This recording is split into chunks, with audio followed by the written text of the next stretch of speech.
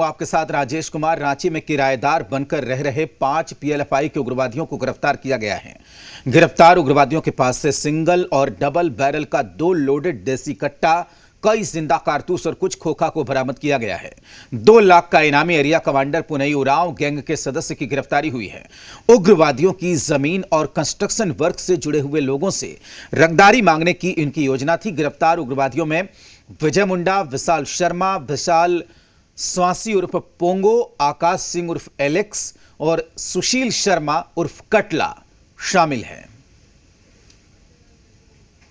देखिए, पूर्व में भी हम लोगों को सूचना प्राप्त हुई थी और पहले भी ये घटना हुई है कि कहीं कहीं पे किराए में कुछ अपराधी जो है आके रह रहे हैं। इसमें देखिए, हम लोगों का प्रयास यह लगातार है कि एक तो लोगों को जागरूक करें कि आप जब भी किसी को रखते हैं अपने यहाँ, तो उनका सत्यापन करके, उनका एंटीसीडेंट देख करके, उसको थाना से वेरिफिकेशन करवा के ही उनको रखें, क्योंकि कल को अगर कोई भी घटना होती है तो कहीं ना कहीं वह मकान मालिक भी है, वह समस्या में पड़ सकता है।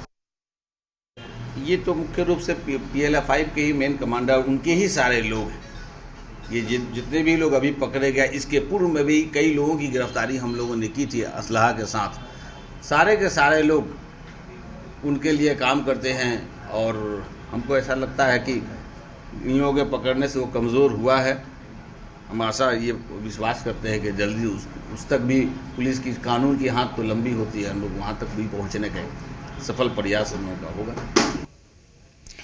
और खबर गिरिडीह के उस मामले की मिल रही है जिसमें नाबालिग की दुष्कर्म के बाद जलाकर मारने का ये पूरा मामला था। मामले को लेकर झारखंड उच्च न्यायालय में सुनवाई हुई।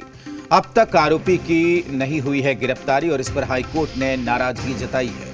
हाईकोर्ट ने कहा है कि ऐसी घटनाएं सिर्फ यूपी में ही नहीं बल्कि झारखंड में भी हो रही है।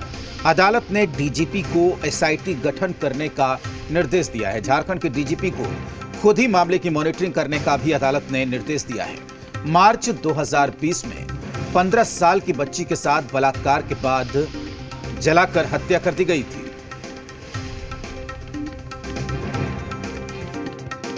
गिरिडीह जिले के धनवार थाना क्षेत्र में 15 वर्षीय नाबालिग के साथ बलात्कार कर उस पर किरासन तेल डालकर हत्या करने के मामले में माननीय न्यायमूर्ति आनंद सेन की अदालत में सुनवाई हुई। माननीय अदालत ने इस मामले में त्वरित एसआईटी का गठन कर इस मामले की जांच करने का आदेश दिया है और साथ ही पुलिस महानिदेशक, राज्य के मुख्य सचिव एवं गृह सचिव को तत्काल आदेश की प्रति उपलब्ध कराने का आदेश दिया है। और खबर रांची से मिल रही है। जी बिहार झारखंड की खबर का यहां पर असर हुआ है। रांची में आईपीएल को लेकर हो रही सट्टेबाजी का खुलासा हुआ है। राजधानी में सट्टे के बाजार से संबंधित हमने आपको खबर दिखाई थी। खबर दिखाए जाने के बाद पुलिस हरकत में आई। अमरीक कुमार साहू नाम के सट्टेबाज को पुलिस ने गिरफ्तार किया है। आरोपी के पास से लैपटॉप, मोबाइल, पेन ड्राइव बरामद किया गया है। रातू थाना इलाके में ये पूरी कार्रवाई हुई है। करके क्रिकेट लाइन गुरु करके एक ऐप्स आता है जो इनके मोबाइल में लोड था, अभी भी है यहाँ, और उससे ये लैपटॉप में लेते हैं और जो लोग खेलने वाले हैं इस लोकेलिटी में वो कहीं ना कहीं इनसे संपर्क में है और अपना इनरोलमेंट कराते हैं। और जो टीम जीतेगी या कौन टीम हारेगी मैच के समय में, उसमें ये इंगित करते हैं, उसमें अपना लोग दाव लगाता है और पैसा लगाता है। उसी अकॉर्डिंगली फिर उसी सिस्टम से ये लोग, क्योंकि सारा ऑनलाइन चल रहा है। कोडरमा में निजी क्लिनिक की लापरवाही एक बार फिर से सामने आई है। तिलैया थाना इलाके के पार्वती क्लिनिक में प्रसव के दौरान रानी देवी की मौत हो गई, जिसके बाद परिवार वालों का गुस्सा अस्पताल प्रबंधन पर फूट पड़ा। आक्रोशित परिवार वालों ने पार्वती क्लिनिक में जमकर हंगामा किया और अस्पताल में तोड़फोड़ की। इस दौरान आक्रोशित परिवार वालों ने NH 31 पर भी प्रदर्शन किया, जिसके बाद करीब 1 घंटे तक NH 31 पर जाम लगा रहा और गाड़ियों की आवाजाही बंद रही। बाद में पुलिस प्रशासन ने लोगों को शांत कराया। हम सदर हॉस्पिटल गए, वहाँ से एक बोतल पलट लाए हमको आते आते लगभग 2-2.5 घंटा हो गया। उसका जान कब का गया पता नहीं। फिर वो हम आए लगभग 3 बजे। 3 बजे बाद आने के बाद उसने क्या बोला, आप अकेले अंदर जाओ। हम अकेले अंदर गए। उसके बाद डॉक्टर सीधा बोल दिया है कि आपका आदमी नहीं है। बच्चा स्वस्थ है, महिला की मृत्यु हो गई। तो परिजनों को थोड़ा सा पता लगा कि कैसे मर गई नहीं मर गई, भावनात्मक रूप से सबको लगाव रहता है। तो इसी वजह से रोज आवेश में कुछ समय के 5 मिनट 7 मिनट के लिए रोड जाम कर दिया। हम लोग से समझाया गया तो परिजन उसको समझ गए। पूर्व सीएम मधु कोला ने राज्य सरकार से पश्चिमी सिंहभूम जिले में निर्माणाधीन सभी प्रधानमंत्री ग्राम सड़क योजना की उच्च स्तरीय जांच करने की मांग की। पूर्व सीएम ने विशेष प्रमंडल विभाग पर गंभीर आरोप लगाते हुए कहा कि पीएम ग्राम सड़क योजना में भारी वित्तीय अनियमितता चल रही है। सड़कों के निर्माण में घटिया सामग्री का इस्तेमाल हो रहा है, जिससे सड़क की गुणवत्ता काफी खराब है। ठेकेदार और विभागीय अभियंता के बीच मिलीभगत है, जिसकी वजह से शिकायत के बावजूद ठेकेदार पर कोई कार्रवाई नहीं हो रही है। इससे ठेकेदार मनमाने तरीके से घटिया सड़क का निर्माण कर रहे हैं। मतलब है कि इसमें कहीं बहुत सारा घालमेल है, इसमें बहुत सारा वित्तीय अनियमितता है और इसमें पैसे का गबन का मामला है। और मैं चाहूंगा कि सरकार को इससे उच्च स्तरीय जांच होना चाहिए इस रोड का। साहिबगंज में इन दिनों पहाड़ पर खदान को लेकर वर्चस्व की लड़ाई चल रही है, जिससे पहाड़ों पर रहने वाले पहाड़िया समुदाय, जो असल में इन खदानों के रैयत हैं, की जान खतरे में पड़ गई है। मामला तालझारी थाना इलाके के कल्दी पहाड़ मौजे की है, जहां के रैयत शंकर पहाड़िया और महादेव पहाड़िया ने साल 2000 में अपनी जमीन जहांगीर अंसारी नाम के शख्स को 10 सालों के लिए लीज पर दे दिया था। लीज की अवधि साल 2010 में खत्म हो गई। इसके बाद पहाड़ के रैयतों को मिलने वाला सालाना मुआवजा बंद हो गया। इसके कारण रैयत शंकर पहाड़िया और महादेव पहाड़िया ने अपनी जमीन दूसरे शख्स को लीज पर दी। इससे नाराज होकर जहांगीर अंसारी रैयतों को जान से मारने की धमकी देने लगा। पहाड़िया समुदाय के लोगों ने पुलिस से मामले की शिकायत की। इस पर एसपी ने संबंधित थाने को जांच के आदेश दिए हैं। कोई धमकी दे रहा है, कुंदन मरांडी को दिए हैं पहाड़, इसके लिए धमकी दे रहा है सर। गोली और रिवल दिखा के झूठ मूठ बोल के जो है सादा पेपर में दस्तखत करवा दिया है। दोनों भाई को सुरजा पहाड़िया है, मेरा भाई। ठीक 2010 के बाद कोई काम नहीं हो रहा है, संचालन बंद है, तो इसलिए हम अच्छा आदमी को देख के कुंदन मरानी को अपना जमीन दे रहे हैं और दे दिए हैं। उसमें भी एक बार हमको भी धमकी दिया है कि शंकर पड़िया को 3 दिन में मार देंगे। यह आवेदन हम लोगों को साहब के यहाँ से आया है और आवेदन पर जो है कि अग्रेतर कार्रवाई करते हुए उसमें जांच की जा रही है। जांच उपरांत जांच रिपोर्ट को अपने बड़ी अधिकारी के पास उसको। वहीं महागठबंधन से अलग होने के बाद बिहार चुनाव के लिए झारखंड मुक्ति मोर्चा ने 5 सीटों पर अपने उम्मीदवारों का ऐलान कर दिया।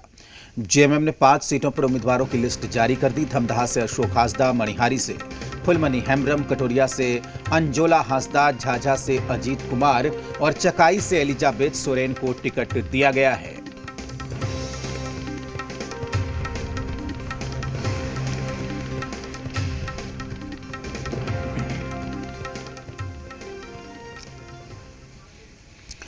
झारखंड में खेल और खिलाड़ियों की क्षमता को बेहतर बनाने के लिए सीएम हेमंत सरकार ने शानदार पहल की। रांची में आज मुख्यमंत्री हेमंत सोरेन ने नवनियुक्त जिला खेल पदाधिकारियों को नियुक्ति पत्र बांटे। सरकार की इस पहल से खिलाड़ियों में हर्ष का माहौल है। इस रिपोर्ट में देखिए। खेल पदाधिकारियों को जॉब की सौगात, सीएम ने बांटे appointment letter.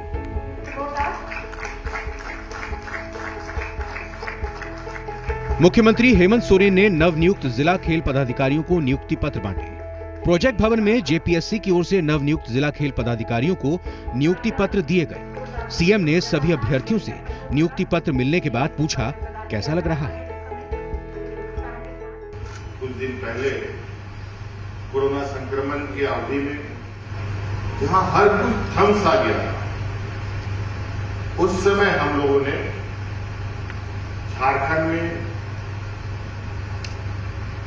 Jharkhand cricket association के आग्रह पर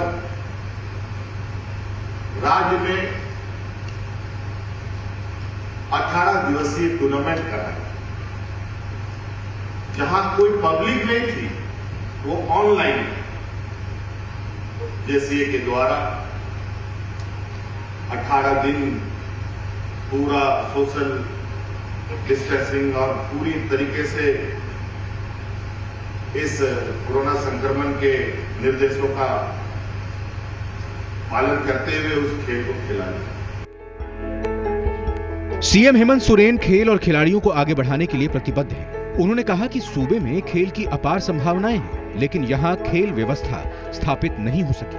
हमारी सरकार खेल की दिशा में मंथन कर रही है। धीरे धीरे पंचायत से राजधानी तक नेटवर्क बनाने की तैयारी है। बड़े पैमाने पर पंचायत में खेल मैदान तैयार किए गए हैं, जहां बच्चे प्रैक्टिस करेंगे। खेल जगत में भी हम दुनिया में अलग पहचान बनाएंगे। धीरे धीरे हम खेल के चीजों को आकलन करते हुए नीचे से लेके ऊपर तक, पंचायत से लेकर के जिला हेडक्वार्टर तक, राजधानी तक इसका एक नेटवर्क बनाने की हम तैयारी में। गुरुवार को सभी 24 जिलों में खेल पदाधिकारियों की नियुक्ति हुई, जिसमें 2 महिला खेल पदाधिकारी शामिल हैं। सीएम ने कुल 23 जिलों के पदाधिकारियों को नियुक्ति पत्र सौंपा। पोस्टिंग को पारदर्शी बनाने के लिए सभी नवनियुक्त पदाधिकारियों को लॉटरी के जरिए जिले में पोस्टिंग दी गई। सरकार ने भरोसा दिलाया है कि सीधी नियुक्ति भी होगी, जिसके आवेदन के लिए 1 महीने का और वक्त दिया गया है। मेडल और कई जगहों पर खेल करके अपना जौहर दिखा चुके होंगे, वो बच्चे ना छूट जाए, इसलिए हमने 1 महीने का समय इसमें एक विंडो खोल रखा है, जहां जो बच्चे छूट गए हैं वो भी इसका हिस्सा बन पाए और जो सीधी नियुक्ति का प्रक्रिया पूरा किया जाएगा। नियुक्ति पत्र पाकर नवनियुक्त जिला खेल पदाधिकारी गदगद दिखे। अब ये नए खिलाड़ियों को निखारने का काम करेंगे।